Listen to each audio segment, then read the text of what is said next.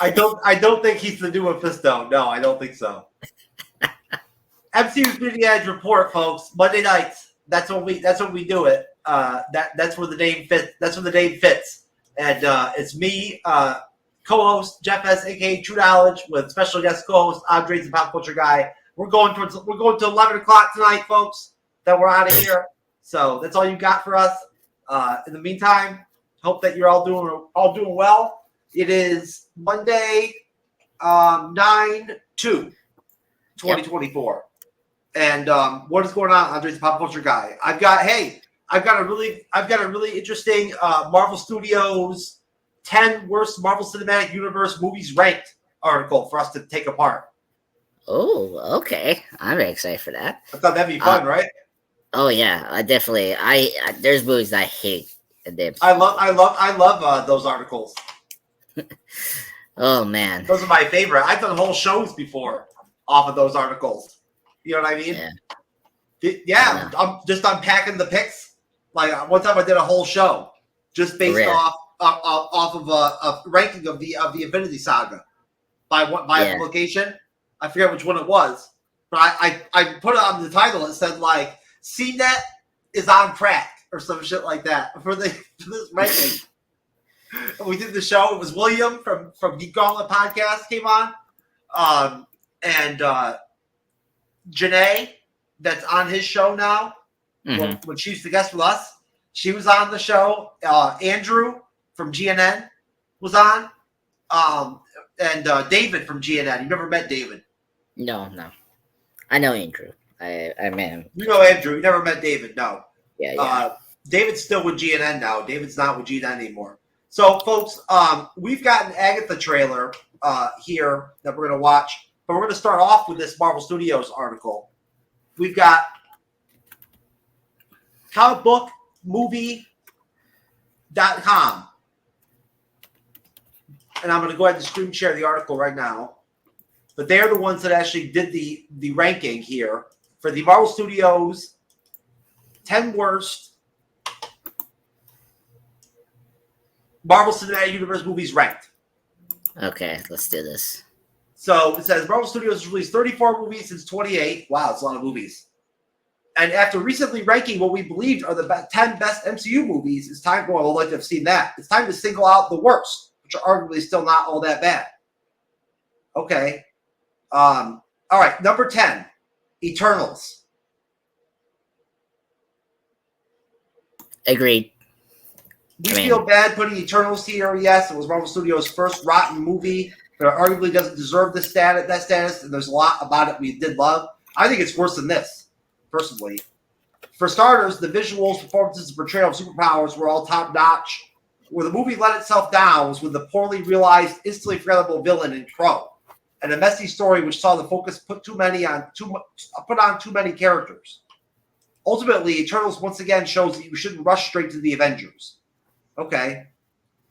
While not as bad as some would have you believe, would be lying to say Eternals isn't one of the MCU's weakest efforts. Okay. Number 9, Doctor Strange and the Multiverse of Madness. Oh. No, I disagree. It's not bad. It's rough. Oh, this is going to be our disagreement. Okay, go ahead. You talk. I love Sam Raimi, but I'm sorry. Doctor Strange and the Multiverse of Madness was rough, man. Listen, I told you about that show we did the one time where everybody who went to go watch it at the time that it came out. Yeah. Like I had everybody in the studio before the show. You're doing a review of Doom of Halo, an episode of the Halo TV series, right? That's what we were doing, right? And two of my panelists that were coming on, Renee Loki's mom and Lord Deathman, had both just gone and seen Doctor Strange and the Multiverse of Madness. And all of a sudden, after watching it, they wanted to have the conversation in the studio about how they were really concerned highly with like the MCU at this point because of this movie. Right. And we ended up having like a freaking 50-minute conversation in the studio, me and Cyber and them. And then we carried it over into the show and just made that the show. Right. I mean, okay. I totally understand. I mean, the movie is not perfect. It's not my favorite. It's a good mid-tier MCU film that has really great moments. Just the script is really bad, and oh no, hell no, this is outrageous. Black Widow is a good movie. Now, Yeah. I cannot defend. I can understand people don't liking the third act, but it doesn't mean it's the worst MCU film. Like, it has great action scenes. The cast is great. I mean, come on, you got Florence Pugh, pew, in the film. Yeah, you got Oscar nominees and Oscar winners and shit and everything in the cast. I don't know about Black Widow at number 8. That's rough. Iron Man 2, I agree. Yes. Yeah, that I can't I'm fine with that in number 7. Yeah, I mean, that movie was trying too much as a sequel. Like, it's trying to set up the Avengers. It felt like a two like it felt like two Iron Man. The only thing it really did that was good was it gave us Black Widow and it gave us Don Cheadle as Rhodey. Hey, I don't know what's your opinion, but we got Justin Hammer. Like, I like Sam Rockwell. Oh yeah, Justin Hammer too. Yeah, Sam Rockwell. Yeah, like, he was great. I think he was the third one that was really great. No, I agree with you. Like, it gave us Black Widow, War Machine, John Cheadle version. I'm expecting Iron Man 3 to be in here too. The Marvels deserves to be here. The Marvels deserves to be in the top 3 worst MCU films ever. Even though we gave it, even though we rated it highly in our review, it had a lot of flaws, brother. A lot of flaws. Yeah, I put it at 4 or 3. I agree. I think it might be. It's worse than Captain Marvel. Oh, yeah. I disagree. I enjoy it more than Captain Marvel. That's the thing. They have to watch Captain Marvel again. I don't know. Ant-Man and the Wasp: Quantumania. Now this is well deserved. Yeah, I can agree with, because Quantumania was a shit show. Bad CGI.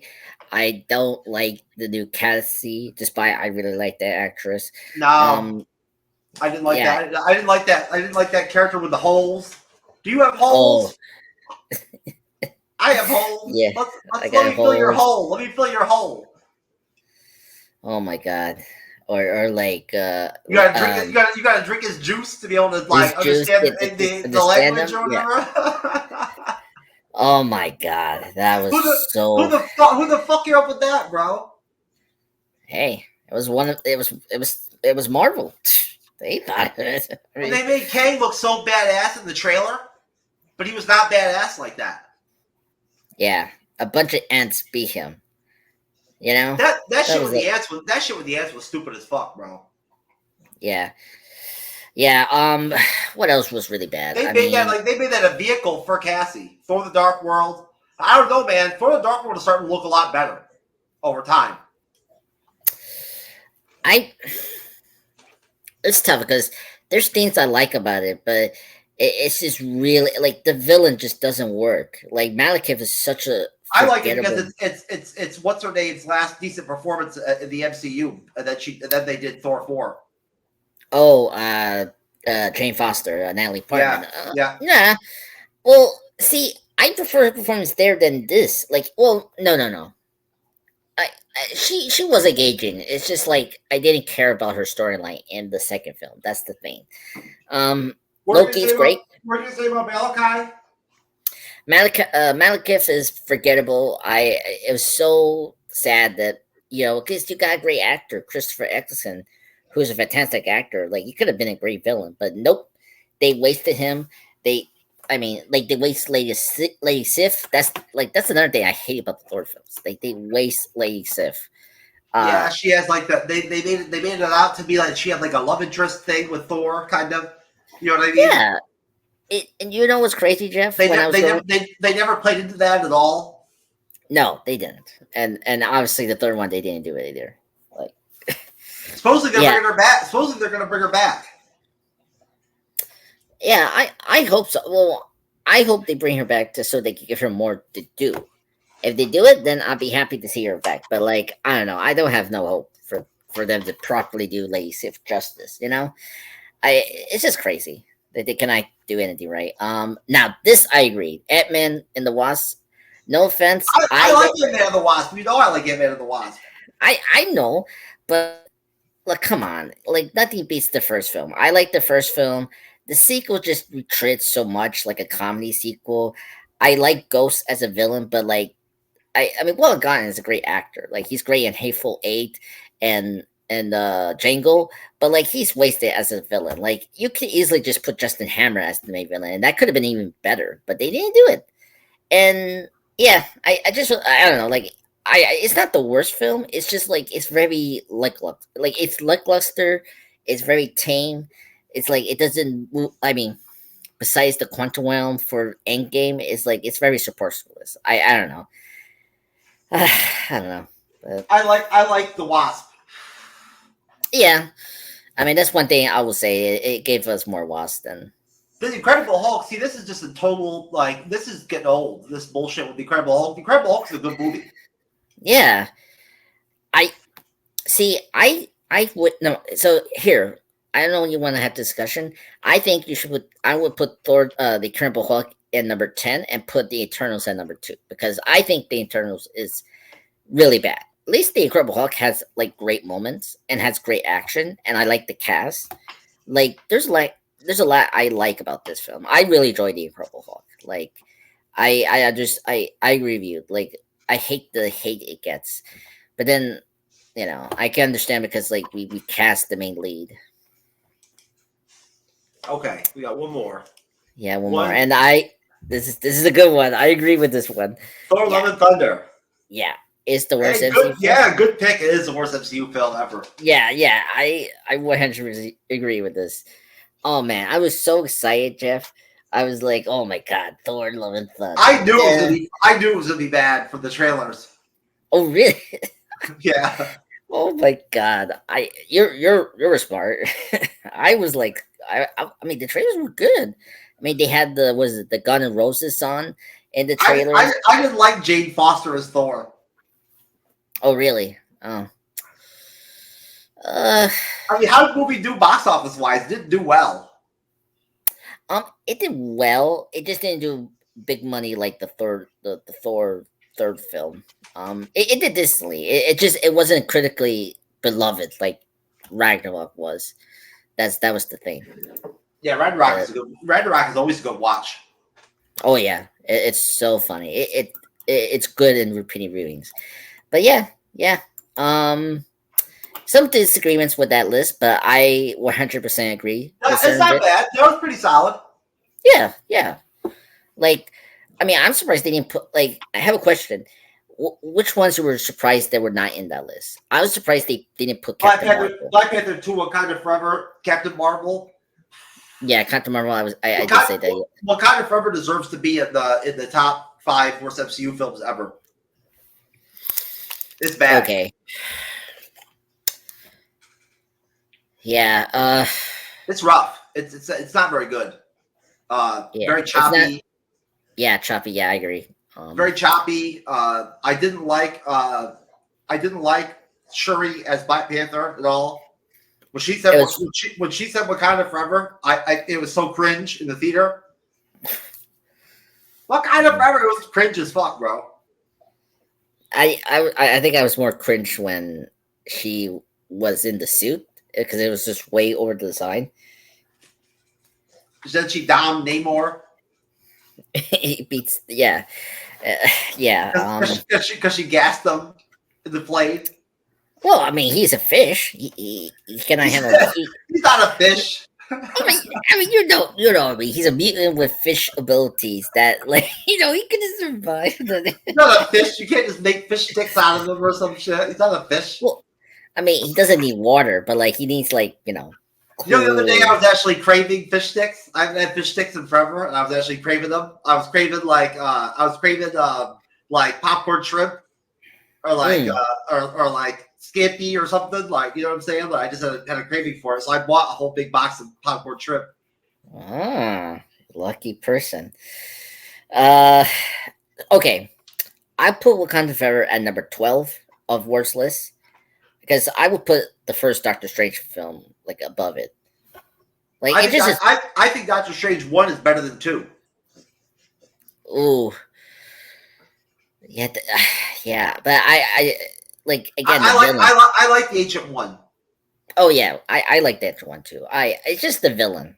I like and I like Matt's Nicholson. the Mixon. Yeah, he's good, but I just felt like they wasted him in that film. They But wasted a lot of people, as villains. They wasted them. They wasted fucking James Spader as Ultron. hey, we're getting him back compared to you know. You should have already brought him back. Yeah. We'll see. You should have already brought him back. He was a good villain, dude. Just because of Age of Ultron did not kill it like they wanted it to kill, or whatever. You know what I'm saying? Or did not land quite as well as they wanted to land. It was still a really good movie. I think they should have. I think they should have went in a different direction with the directing and the writing for Avengers 2. I think they should have went away from Whedon a little bit. You know what I'm saying? And went in a different direction. But they stuck with Whedon. And I watched that Marvel Studios book that I bought. That first 10 years of Marvel Studios book, behind the scenes or whatever. I read that shit. Watched it. I read it. I read, folks. I can read. I read that bitch, and it's good, dude. It's a lot of good information in there. No, I heard really good things. I definitely want to buy it one day. Yeah, it's good. There's a lot of good information in there. It's a good read. Once you start it, you can't stop. You just keep watching. You just keep reading it. They give you the whole breakdown of like who did what during what movie. You know, like behind the scenes, who produced what. Who was on set for everything, you know what I mean? Like, it's really interesting. The casting process for all the movies, you know? Yeah. I don't know. You see this channel, the breakdown. It gives you the breakdown of all the box office and of all the movies too, you know, and you forget like how well certain movies did. You know what I'm saying? Yeah. Like, until you read the book, you know? Yeah, a lot of people don't know this, but like the first Thor film did way better than the first Avenger, Captain America First Avenger, because like first Thor movie made over 400 million, where Captain America did just like 370, and there was reasons because it was in the week when the final that was in the beginning when they were just trying to make enough money to like keep making movies. Yeah, thankfully they were in that time. Who is this? Raph, my brother. That's Raph stopping by for his usual, content creation. Oh, his Raph is he's an influencer, baby. He's becoming an influencer. He went on. Yeah. He tried to say he went on Born to Watch just to fuck with us. He didn't actually go on. It was a joke. Yeah, a joke. He's becoming like you. A jokester, when did I become a joke? No, a joker. You know, he's a trickster. Now he's a prankster. Oh, he's a personality now. He's a personality. Yeah, personality. Yeah. By the way, Raph, great show on the Rings of Power. It was hilarious when we got to episode 3, and like you didn't see that orc baby, dude. That orc baby was fucked up, man. People are calling out Amazon on that orc baby hardcore on YouTube. Really? Oh yeah, my God. They're erotic. Put a thumbnail out with the fucking baby and the mother picture on the thumbnail, and he's like, "What the fuck? You know, what the fuck is this?" Oh my God, I just hats off to Wrath. He came on there. He didn't watch season 1, so he came in there kind of like blind, and then just watched the first 3 episodes and came out to do the first 3 episode review. He did good because Cyber was giving us big chunks of the episodes to try to like talk on. Yeah, it was a lot. Yeah, I was surprised 3 episodes. I was like, wow, good luck. Yeah, I know. I would have made the show a little bit longer if I'd been moderating, probably. But that's okay. I'm not trying to. I don't hold it against Cyber. It's his show. When he moderates, it's his show. Just like when you moderate, it's your show. So I don't like to say anything. You know, besides it is what it is. Cyber. When Cyber comes in and makes his outline, he never knows how many people are going to be on the show. Yeah. Do you know what I'm saying? He just comes in and just whatever's there is what we have. But he doesn't know until he gets here. Yeah, no, I agree. And so, thankfully it was not too many people that Friday. It was just you and Raph. So. We won't have a lot of people during Rings of Power. It'll just be Raph coming on, mostly Joey, J-Rat 2000. Raymond is going to come by. Oh, cool. Yeah, I'll definitely drop. I'll drop in one time to do the review. You gonna do Yeah. one episode?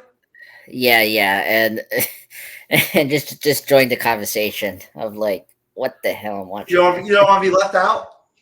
Yeah, well, I don't want to let you guys, feel like, oh my god, doing this. Hey, you guys are lucky. You're watching this show. Tomorrow, I'm gonna watch the new Crow remake, and it's like, oh man, oh really? You're gonna go watch that shit?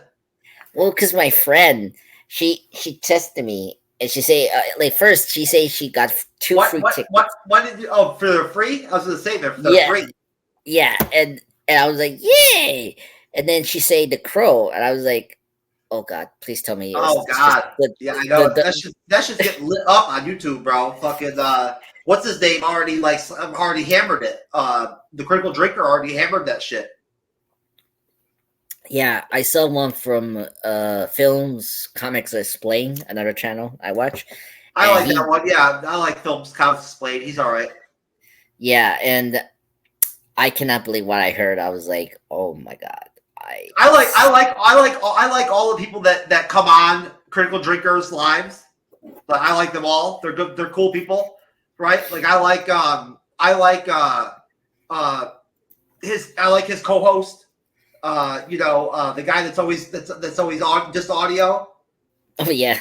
You know, talking about the Irish guy or whatever, right? But I like him. He's cool.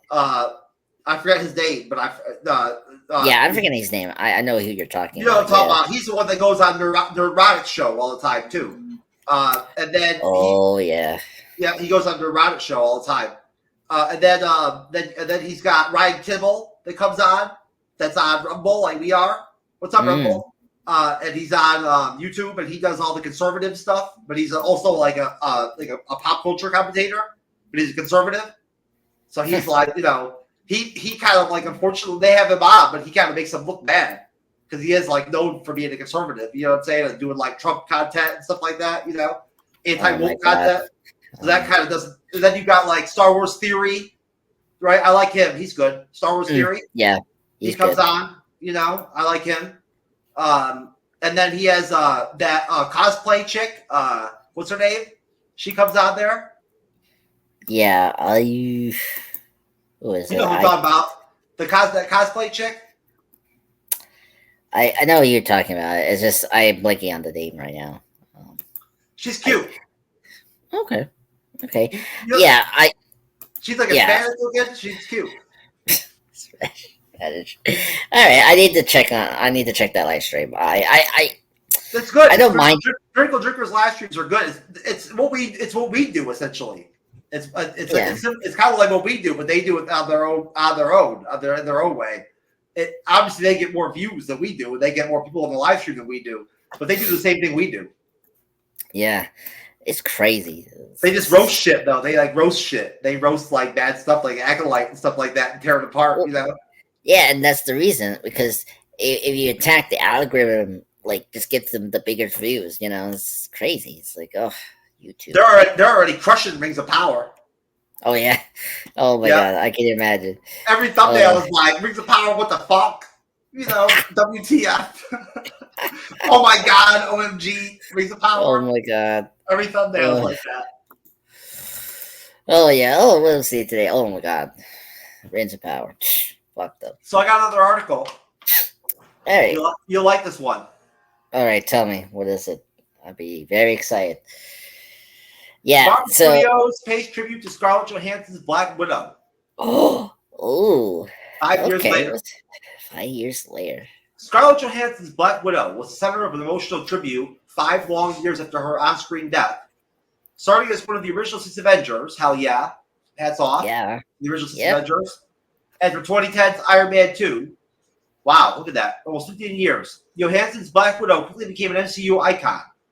And the most popular female character in the MCU. She would star in 8 total MCU movies as Natasha Romanoff. 9 including a Captain Marvel cameo. Culminating in her own solo film, which helped open the multiverse saga.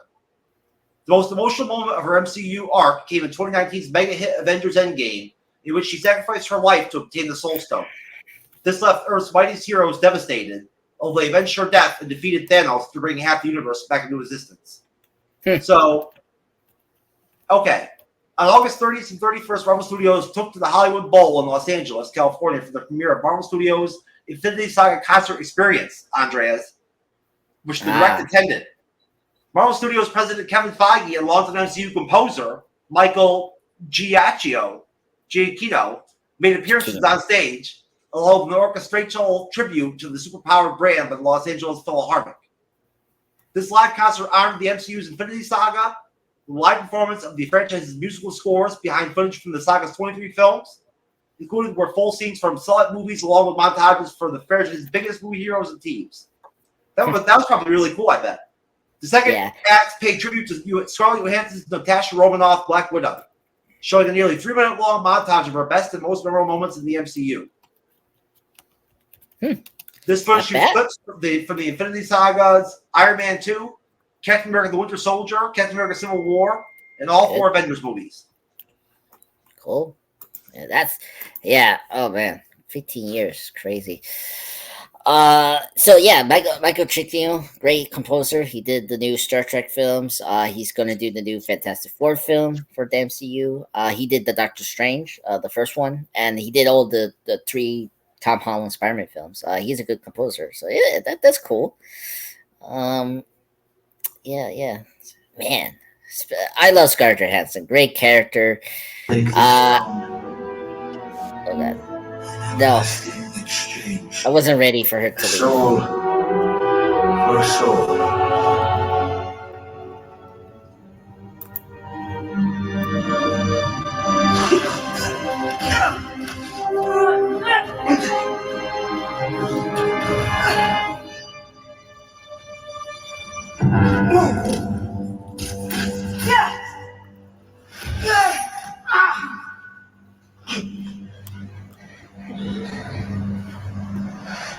Let me go. Please no. It's Please. Oh my God, no! Age of Ultron.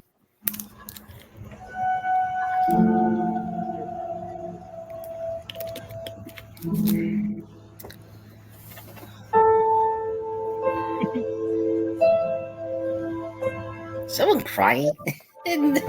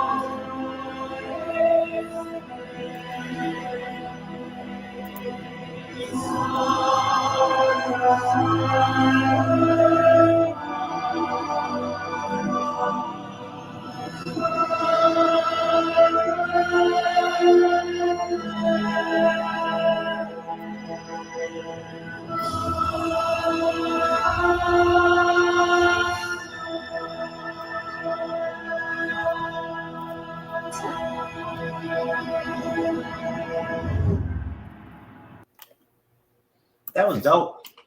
Yeah, good music. Man, reminiscent over here. Yeah, crazy. I mean, it's gonna be 5 years since her death, and then it's been 2-3 years since her solo film. Yes, it's crazy. It's been a while. I know. I'm telling you. I'm glad that I'll tell you what. I paid to go see the Marvel Orchestra experience. Why not? Yeah. See, I want to go there instead of The Crow, but unfortunately I can't. I'd rather go see it. I'd rather go to that than The Crow too. Yeah, yeah. I am like, oh my god. Yeah, a great, great. It doesn't sound bad. Drink some alcohol, get fucked up, smoke some weed. You know what I'm saying? And then go to listen to the orchestra. Yeah, yeah. That I mean, yeah, people probably did that. Playing Avengers tunes. Yeah. Hey, that's a recurring thing. I don't know. You've seen those kind of are like concerts, yeah, like a lot of composers do that. Like for anniversary for films or something like that. Well, Like, Game of Thrones had the concert series. The Game of oh Thrones yes, concert series. That was really popular. yeah, that was popular. I remember that. Um, this month or last month, Batman '89 had one. Like that. So it's like hearing the whole soundtrack and then just seeing the footage of the film while you see the orchestra doing the Yeah. the section of the music that you hear from Deli Elfman's music. Yeah.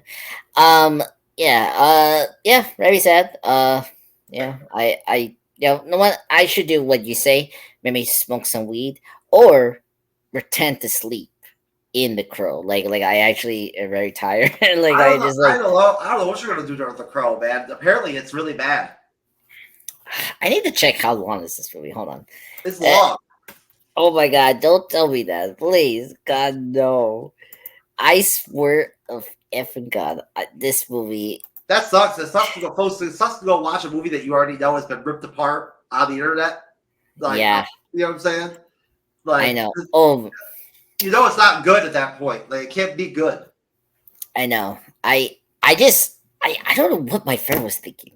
Like, this movie had very like why that movie? Like it's like it could have been Legs or Beetlejuice this week or Deadpool Rain. It's like why this movie? It's like or Alien, like Alien Romulus. I'll be totally happy to see that again. But nope. So this is the female friend? Yeah. She's a movie buff. She's a YouTuber. What do you guys? Oh, this is the one you said is a YouTuber. Well, how come she hasn't come on the Bleeding Edge yet? I had to talk to her. I've asked you before. How come you didn't ask her? She knows that I'm working with you guys, and like I'm part now of a community. Let me talk to her, but I cannot guarantee. If she's a YouTuber, then she should want to come on the Bleeding Edge. She has her connection, sir.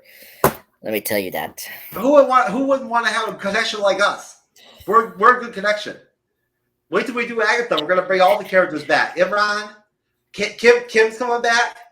Blair's coming back. Kim? Oh my God, Blair. I'm gonna see if Seren's gonna come. If Seren will come back for Agatha. Oh man, we're gonna bring the whole Shogun. We're gonna bring the whole Shogun squad back. Oh great, no worries. I'm gonna bring Michael B. Jordan back. I'm gonna bring Shaq back. We're gonna bring everything back. I was gonna ask you the other day, sir. How come you don't recruit for the Bleeding Edge? You should recruit for the Bleeding Edge. Maybe I should start doing that, but I don't know. Like half of my friends are not YouTubers. We need guests. You should. You're an online personality. You're on the Bleeding Edge. You know what I'm saying? You're a veteran YouTuber that has two YouTube channels. You know what I'm saying? Yeah, I know. I don't know. Like, unfortunately, I don't have too many friends that are YouTubers like you guys, and so it's gonna be tough. I make them my friends. I make them my friends. You gotta meet them first. Yeah, that's true. Well, I'm gonna meet my two friends tomorrow. Let me talk to them. Now I can't believe I'm saying this. We've got one more show to do Caped Crusader. Because yes, folks, we're doing Batman Caped Crusader here in a minute. We got one more show later, and then we have one show free before we start the Penguin. My schedule was wrong. Cyberpunk. Oh, really? Yes. The Penguin doesn't start till the 19th. Yeah, because Agatha starts the 18th. Yeah. So we start Agatha before we start the Penguin. So we'll have a free show. So we'll make that our 1 year anniversary show. Yes. And I'll get old clips from old shows and stuff like that for the show that we can play. We can reminisce. We can reminisce. I'll ask people to come on. and made guest appearances and shit like that, for the anniversary. Yeah, Raph, you had to come, brother. Oh, I need Raph's you. gone. He's busy. Ah, damn it, Raph. What's the matter with you? Busy. So you were right. Batman Caped Crusader gets better. Yeah. In episode 7 and 8. It gets better. So I'll just go ahead and start with, we're reviewing Batman Caped Crusader, episode 7, to start off with. Moving target. Now, it's a very short episode. I think the episode was only maybe 30 plus minutes long altogether. Yeah. But basically, it's Jim fears that someone put a bounty on his head. After assassins such as Floyd Lawton and Own Matapia come to Gotham, and the former almost succeeds at killing him. He reluctantly agrees to be escorted to a safe house at Wayne Gardens, but Amna Matapia's group finds them. What kind of name is that? Meanwhile, Batman learns the hit was placed by Blackgate Penitentiary inmate named Muller and follows Jim's detail. Narrowly fending off the assassins, Batman reveals to Jim, while getting the contract canceled, he discovers Barbara is the true target. Officer Jim Corrigan attempts to claim the bounty for himself, but is disarmed by Jim and arrested. Muller later reveals he ordered the hit because he feels he deserves better prison accommodations. So, sir, solid episode. Yeah. Moving target. Very short. Definitely not something you'd want to have on the bleeding edge for like 5 people to try to take on. Because there's not enough there. But it was watchable. It was very entertaining. It was watchable. It was a shootout episode. There was a lot of gunplay. Yeah. It was like classic noir action film back in the day, and that's what this episode was. Intrigue, corruption. That's what you get, and that's what the Batman show is. They find a safe house, and then there's a shootout in the safe house. Yeah, exactly. And it's pretty rudimentary shit. Exactly. So that's what I like about this episode. It's straightforward, very simple. I really like it. Blood, like you see someone get shot. That was cool. So Adam, the villain. It makes Gordon's daughter look better. Yes, that's the reason I like this. Is Gordon is actually great here. Barbara Gordon, great character in this episode. Like the twist really worked. She fought her ass off in that fight scene in there at the end. Yeah, it was so good. I mean, Batman was great here, like as always. It was a really good action. I don't know about the Batman voice acting, man. Yeah, the Batman voice is not good. When it's Bruce Wayne, it's better. Mm-hmm. Yeah.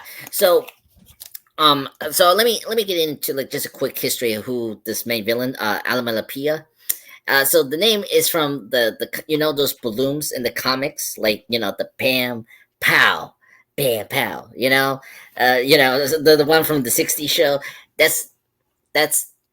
was what Kevin Smith created. Like he makes these noises of like pow, bam, like which you heard in this episode. He's very he is a hitman. And so and he's usually a Green Arrow villain. That's the thing. But I mean every superhero property takes a character that's not from the rogues gallery of one character, and they just take like Clock King is not a Batman villain. He looked cool. He looked cool, but then he just got his ass beat. Yeah, I don't know. I think we need more of him soon. But he was good. He's great. You need to watch Superman Lois season 3. They adapted this character, and it was really great there. Alamalapia, but they did it differently. But yeah. So. Interesting character. I was actually surprised they included him here, but he was good. But I wish we would have more of him. Oh, so you'd agree that the episodes are so short and they're animated and they're very meant for animation. So like, there's not a lot to talk about with them. No, I hope next season they will pad a bit more with these episodes with stuff. Hopefully. If they were longer, maybe or something like that, there'd be more to get into. But there's really not that much to really delve into with these episodes. They're very short. Yeah. Well, how long were X-Men 97? Like they were like this length. I just think X-Men 97 was on a different level though. Yeah, that's true. Yeah, it's hard to compare. No, I agree with you. ACER 97 was deep, man. Yeah, it was. It's actually the great woke show that a lot of woke shows cannot do properly. Yes, it was a good woke show. Yes. Yeah, and this show, I don't know, it's doing this bets, but it's here or there. But Well, unfortunately, I mean, not that I haven't seen a ton of reviews on it. A lot of them have not been very good. What I have seen on YouTube, I've seen a lot of bad. I think when the trailers came out, there was a lot of what the fuck is this going? What is going on with this shit? Type vibe on YouTube. But either way, I liked episode 7. awesome. I mean, if I had to rate it, I would give it probably for what it is. I'd give it a 7 or an 8 probably. It was watchable. It was entertaining, and it set up a really good episode. After that, episode 8, Nocturne, where it missed a fundraiser carnival for Dent's campaign. Multiple orphans are reported missing. Batman soon finds the culprit, Natalia Knight, the younger sister of inventor Anton Knight, who suffers from a mysterious ailment that can only be staved off by draining energy from people, which grants her enhanced strength. After falling out with and attacking Anton for his perceived controlling behavior, Natalia continues her attacks until she's intercepted by Batman. It's making her realize she accidentally killed Anton, who begged Batman to stop her before he died. Batman takes Natalia to safety, while her victims are taken to a hospital to recover. Meanwhile, Death meets with Thorn to accept his donation, but refuses to accept his condition of dropping charges against Thorn's friend. In retaliation, Thorn second throws a flask of acid at Dead's face. I didn't see that. Was that an end sequence or something? It was after the court scene when he was in the bathroom. Like, that was the last shot. Like, they didn't show you like the full splash of the acid. It's just like he aimed it, and then you saw the perspective Harvey Dent like this, and then cut to black. It was like very quick. So, yeah. So Nocturne, it was pretty cool.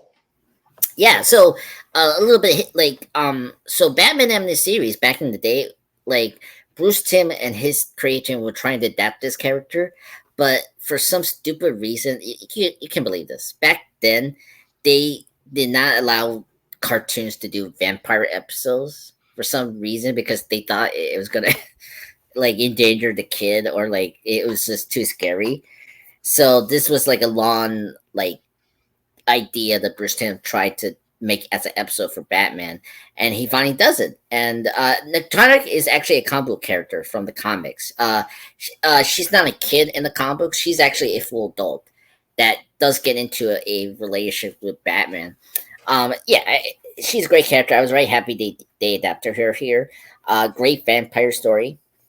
This is your truly horror episode of Batman, which is great. I mean, come on, like Batman and horror mix so well. Sorry. No, that's good. So I think this was a great episode. I think this is my favorite episode from the show. Like this is what Batman Caped should have been, is a superhero show where Batman is a great superhero for Gotham, and like he cares about people. Like the fact that he saved Nocturne at the end, like instead of her letting her die in the sunlight, it's a really great Batman moment. That's my favorite moment. And I think that's the thing I think it's been missing with the show. Like this show just is too hardcore. Like it's trying to make Batman too douchey. Like he's very cold. And I mean Batman is cold, but like he's not like the extreme cold like here or like the Batman, the Bat Pattinson version. And I feel like that's something I think it is lacking on these episodes we're reviewing. It's this like kind of like care and like humanity of this character. Like that's the reason like we all like X-Men 97 is because you saw the humanity of the characters of the X-Men. You know, like like we got into parenting like parental crisis, like issues with Scott and Jean, and you know like raising a child, you know, like you got into the lives of the X-Men, right? And with Batman here, it's like you don't even spend time with him as Bruce or Batman long enough to care about his character, and his arc that we sort of developing in this episode. But yeah, I think this episode was really the true great episode for the show. Like great horror, great character development. Like it finally pushed the Two-Face thing. Like finally, like which the next episode is really great. I had to say, like they really did a good job of handling Two-Face. And yeah, I'm just excited to talk about the last two episodes next week. Because they continue the strength from these episodes, which is good. But yeah, I very like it. It's better than episode 7. There's more to talk about. Like and like I was happy that they brought in characters like Killer Croc. That was the Killer Croc. If you don't know, that like skinny that scale creature that like attacked Bruce Wayne. That was Killer Croc. Leslie Thompson, another major Batman character that I was happy to see here. The kids. Those kids are all the Robins. So, we got Carrie, what's the one from Dark Knight Returns? Carrie Kelly? That's her name? I'm not sure. Yeah, the one with the glasses that's Kelly. That's Kelly from Dark Knight Returns, and then the rest are like Jason, Robin, Dick, and Tim. But yeah, fantastic episode. I like it. If you like horror, it has a lot of horror vibes to it. Okay, you heard it, folks. That's Andre the Pop Culture Guy's take on Batman Caped Crusader Episode 8. We are going to watch a trailer now. So let me turn off cancellation. Let's watch the new Agatha trailer. Okay. I'm surprised no ratings. Agatha, confession, I know an egregious amount about you. Been obsessed since I first showed up on your Salem days. That's why I saved you from the spell you were under. You're the only witch that's ever survived the Witch's Road. Who are you? I'm... Interesting. We need to assemble a coven to walk the road, to get our powers back. The road will give you the thing you want the most if you make it to the end. Shall we? This journey. That's what death wish. Can we trust her? Agatha. The bodies are really piling up. We'll be safe as kittens. Okay? Agatha All Along, 2-episode premiere, September 18th, only on Disney+. Oh, 2-episode premiere. Yeah. So I think we're going to have to start with 2 episodes. I think it will be best to review the 2 episodes. Like, let's get them out of the way. I want to stay in real time. You want to stay one time? All right, that's fine. I want to stay in real time, so we'll do 2 episodes at once. They didn't show anything new in that trailer. No, but okay. Let me ask you: are you worried about the show now because of this trailer? Yes. Okay, because what the hell? Like, why? It's like they're scared. Like, how scared are you? Like that was like a major spoil. Like, I mean, they didn't like. We need to get his name, but like, it's kind of obvious we know who he is. Like, come on, that's one of Wanda's sons. Yeah, Billy, the gay one. Yeah, the gay one, right? And I don't know, that really shocked me. From what, like today or yesterday or whatever, this trailer dropped. It was like, whoa, like it was like the Marvels. You remember the Marvels trailer? They revealed the Valkyrie cameo, and like they were or the X-Men one. It was like, wow. I was just shocked. I hope this is not a sign that the show is not going to meet expectations. I just hope the Billy thing will be just the new Mephisto thing. The show's good. I don't think it's a new Mephisto thing. I don't think Mephisto will be in the show. They said Mephisto will be an Ironheart. Yeah, we know that. Yeah, I don't know. I like the trailer. I mean, it's a mini trailer, but yeah. We may get Peter Parker Neighborhood Spider-Man to cover before the end of the year. Okay. I mean, even that, I heard it's coming soon. I know that Zombies is coming out next year. Like, Yeah, I'm trying to remember the D23 announcements. I just heard they're just taking their time with these projects. So like we're gonna get them. It's just like they're just pasting them like in schedule in between. You know. Well, You know what I mean? we're gonna have an early night tonight because we're just we're in chill mode until we start the Penguin. Because once we start the Penguin and Daryl Dixon season 2, we're gonna be busy on Monday night. We're gonna have a lot to do. You know what I'm saying? Guests coming on and stuff like that and all that. You know, so we're in chill mode right now until then. We got Pixels on Wednesday to watch and review. Neo and Cyber. Pixels. Oh my god, is that the ACER film? I don't know. I'm gonna watch it for the first time. I've never seen it before. I seen bits of the movie. It's not that bad. It's okay, but it's like Cyber picked it, not me. Wow. And this Wednesday, the week after, we have Batman. We have Batman: The Dark Knight Returns. Batman: The Dark Knight. Okay. Oh my god. Yeah. Dark Knight. You mean your Dark Knight? Yeah. Okay. Yeah, The Dark Knight with Joker. Yeah. I was like, yeah. Oh man. Folks, let's do it. Folks, we're out of here. Yeah, we're out of here. We're done. We're out of here. We're done. No. Appreciate you. God bless you. We'll see you next time. Please save me. Save me from the crow. Ah!